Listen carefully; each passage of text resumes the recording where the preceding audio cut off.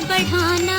नमस्कार साथियों, जिस तरह से कोरोना महामारी ने पूरे देश को जकड़ लिया अपनी जाल में और बहुत सारे लोगों की जान गई है इस बीमारी से, बहुत सारे लोग पीड़ित हैं।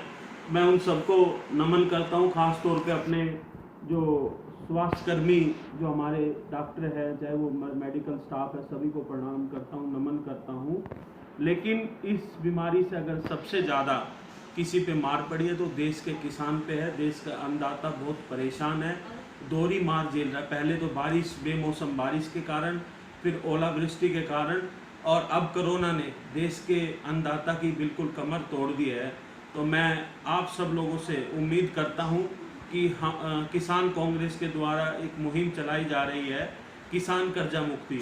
जिस तरह से मोदी सरकार ने जिस तरह से अपने कुछ उद्योगपति दोस्तों का 68,700 करोड़ रुपए माफ़ किया है लोन, क्या मेहुल चोकसी, क्या विजय माल्या जैसे लोगों का ही कर्ज माफ़ हो सकता है? देश के अन्नदाताओं का, देश के किसानों का कर्जा माफ़ नहीं हो सकता?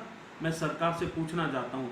इसलिए किसान कांग्रेस के द्वारा हमने एक मुहिम चलाई है किसान कर्जा माफ़ी के नाम से। हम लोगों ने ट्विटर पे इसको हैशटैग किसान कर्जा माफ़ी 5 तारीख शाम को 4 बजे इसको शुरुआत करें। मैं अपने देश के नौजवान साथियों से, ख़ास तौर पर जो ग्रामीण इलाकों से आते हैं, किसानों के बच्चे हैं, कि आप सब लोग इस लॉकडाउन की समस्या के कारण हम लोग बाहर नहीं आ सकते, सड़कों पे नहीं आ सकते, लेकिन अपने घर पर बैठकर सोशल मीडिया के माध्यम से इस लड़ाई को लड़ सकते हैं।